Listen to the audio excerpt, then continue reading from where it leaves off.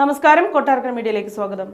ഒന്നിലധികം സിം കാർഡുകൾ ഉപയോഗിക്കുന്നുണ്ടെങ്കിൽ വരാനിരിക്കുന്നത് കഷ്ടകാലമാണ്.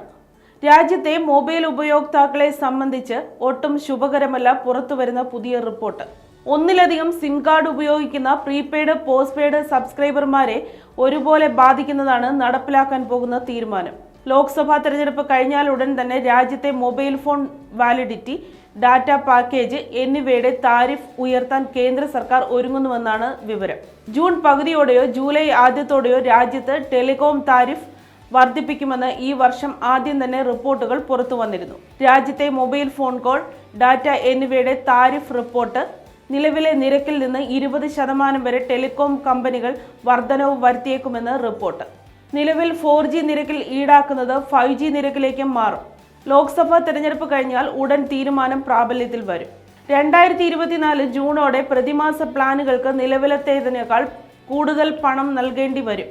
ആഗോള ബ്രോക്കറേജ് സ്ഥാപനമായ CLSAയുടെ റിപ്പോർട്ടിൽ 2024 താരിഫ് വർധനയുടെ വർഷമായിരിക്കുമെന്ന് സൂചിപ്പിക്കുന്നുണ്ട്.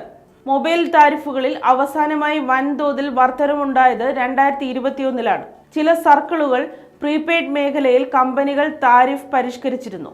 ഉപഭോക്താക്കളിൽ നിന്നും ഇപ്പോൾ ലഭിക്കുന്ന വരുമാനം വർദ്ധിപ്പിക്കേണ്ട സാഹചര്യമാണുള്ളതെന്നാണ് കമ്പനികളുടെ നിലപാട്.